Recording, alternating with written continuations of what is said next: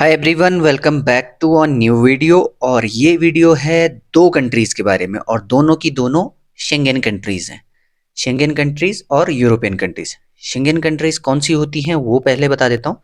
देखो, ये है, अब ये जब से बुल्गारिया और रोमानिया दो कंट्रीज़ और शामिल हुई हैं, तब से ये हो चुका है 29 कंट्रीज़ का ग्रुप, जिसमें अगर आपको टीआरसी यानी कि टेम्पररी रेजिडेंस कार्ड ये मिल जाता है, उसके बाद आप इन कंट्रीज में से किसी भी कंट्री में फ्रीली मूव कर सकते हो, विजिट कर सकते हो, घूम सकते हो।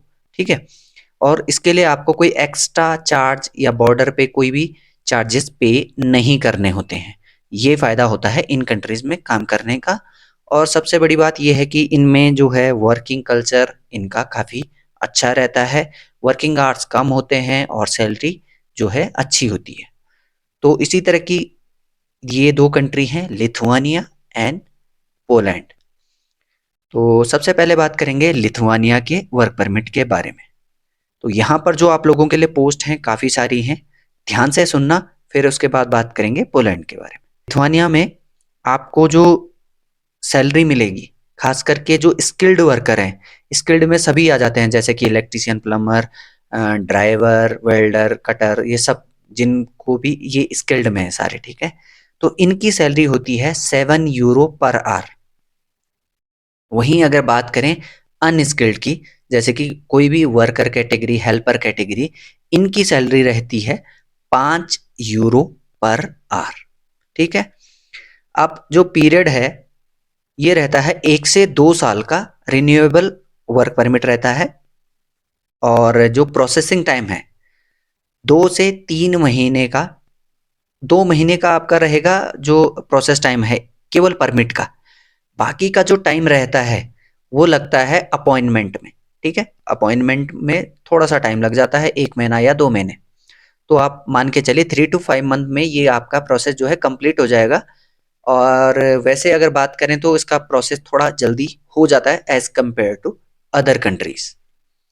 एकोमोडेशन आपको जो है कंपनी प्रोवाइड करेगी। फूड आपका खुद का रहेगा। ठीक है।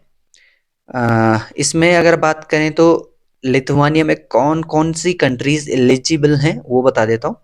इसमें इंडियन, नेपाली, ये लोग कांटेक्ट कर सकते हैं और अप्लाई भी कर सकते हैं।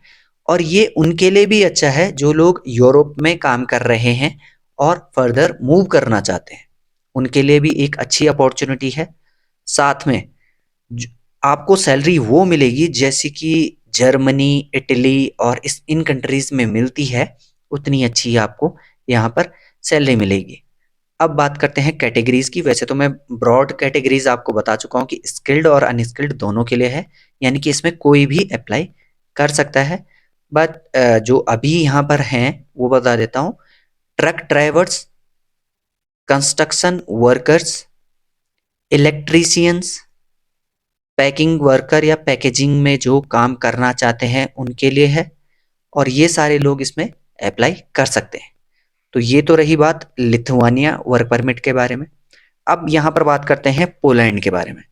तो पोलैंड में जो आप लोगों के लिए अवेलेबल है अभी, तो यहाँ पर चाहिए ट्रक ड्राइवर। ट्रक ड्राइवर की जो है वैकेंसी है आप लोगों के लिए। और इसमें डायरेक्ट वर्क परमिट है आपको, जो है कंपनी से है, जो कि एक रजिस्टर्ड कंपनी है पोलैंड की।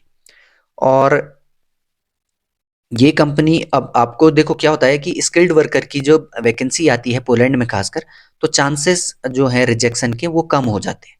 वहीं अगर सक्सेस रेशो की बात करें तो अगर आप अनस्किल्ड में करते हो तो उसके सक्सेस रेशो कम रहता है। तो यहाँ पर आपके चांसेस काफ़ी हाई हैं, क्योंकि ट्रक ड्राइवर स्किल्ड में आते हैं। और ये बोलने को पोलैंड का है, इनको जो है मूव करना होता है एक कंट्री से दूसरी कंट्री, तो इनके लिए काफ़ी अच्छा काम हो सकता है।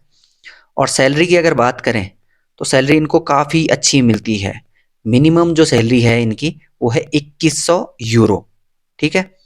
और इसी में अगर बात करें तो ट्रेलर ड्राइवर की जॉब है। ये करेंगे पोलैंड की लॉजिस्टिक कंपनी में। और पोलैंड में काराकोव एक प्लेस है जहां पर इनकी रिक्रूटमेंट होगी। और इनके पास होना चाहिए ड्राइविंग का लाइसेंस। ठीक। प्रोसेस टाइम की बात करें तो 3 to 4 मंथ का प्रोसेस टाइम रहेगा। अब इनको क्या क्या है, जॉब क्या है, वो थोड़ा बहुत मैं बता देता हूँ आपको। तो जो इन्होंने मेंशन किया है यहाँ पे, cargo transportation is provided to all European countries, यानी कि ये जो कार्गो ट्रांसपोर्टेशन होगा आपको सभी जो यूरोपियन कंट्रीज है उनमें करना होता है। अब कौन कौन सी कंपनीज हैं, जैसे कि मर्सिडीज है, स्कैनिया है, वॉल्वो है, Euro 6 trucks are used in cargo transportation. ये ट्रक्स जो है यूज होते हैं कार्गो ट्रांसपोर्टेशन के लिए। देख लो आप कितनी बड़ी बड़ी कंपनी है। फिर से बता दूं मैं इन कंपनीज के नाम, मर्सिडीज, स्कैनिया और वोल्वो। ओके। अब इसी में the company prepares and sends the invitation with in 14 to 28 business days, यानी कि 14 से 28 बिजनेस डेज में जो कंपनी है वो इनविटेशन भेज देती है।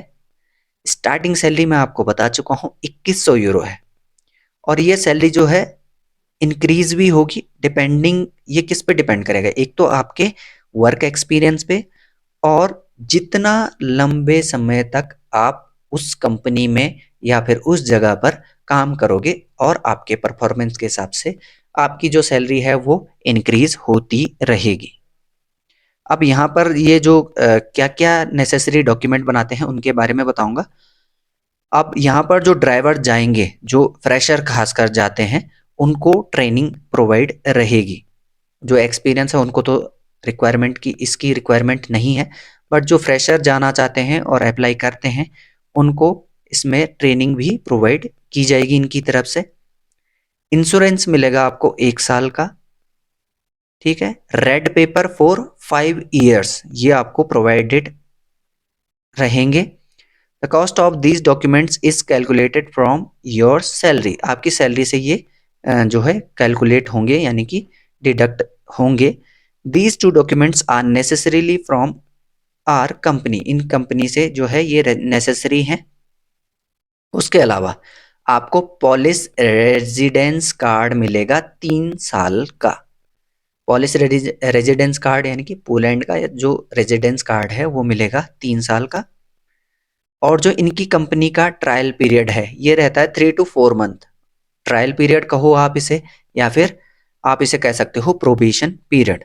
और ज़्यादातर क्या होता है इस पीरियड में आपको सैलरी नहीं मिलती है कई बार। ठीक है। तो इस बात का भी आप लोग ध्यान रख सकते हो।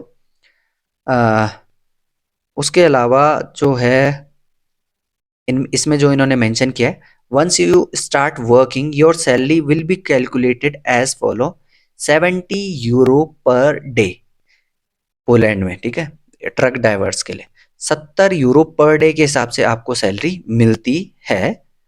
और अब इसमें अगर आप अप्लाई करते हो तो इसमें डॉक्यूमेंट क्या चाहिए वो बता देता हूँ। एक तो आपका पासपोर्ट, वीज़ा/TRC अगर आप किसी अदर कंट्री से कर रहे हो, ड्राइविंग लाइसेंस CE कैटेगरी का, और इंटरनेशनल ड्राइविंग परमिट, ये डॉक्यूमेंट्स चाहिए होंगे।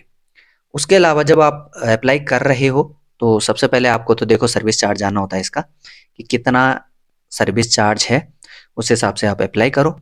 अगर इन केस, वैसे तो देखो सबको रिप्लाई हो जाते हैं, लेकिन जब मैसेजेस बहुत ज़्यादा होते हैं तो पहले प्रायोरिटी मैं देता हूँ जो चैनल के मेंबर्स हैं।